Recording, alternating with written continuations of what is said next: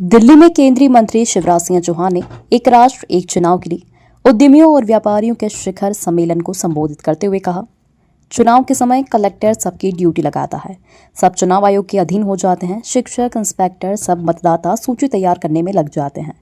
जब 5 साल में एक बार चुनाव हो तो एक बार मतदाता सूची तैयार होगी।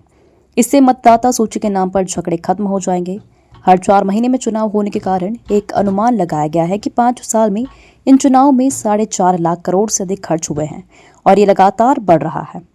यह करदाताओं का पैसा है।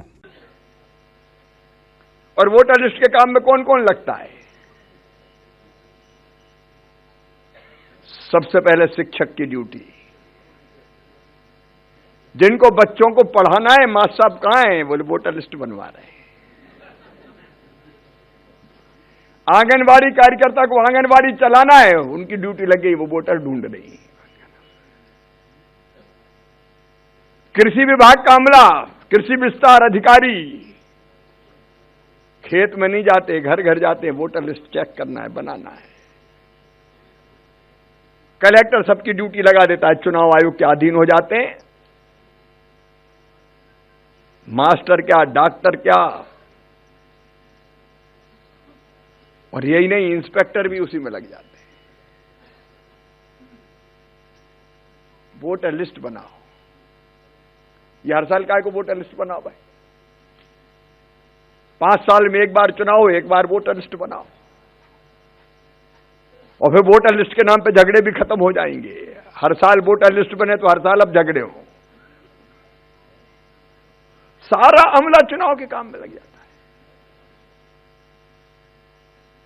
और फिर चुनाव आ गए तो पुलिस अगर कहीं चोरी हो जाए और व्यापारी भाई पहुंच जाए कि जरा रिपोर्ट तो लिख लो, बोल नहीं अभी तो चुनाव की तैयारी में लगे हैं, वहां ड्यूटी लग गई है। डाकू पकड़ने के लिए इंतजार करो, चुनाव खत्म हो जाए तब देखा जाएगा। केंद्रीय पुलिस बल, स्थानीय पुलिस,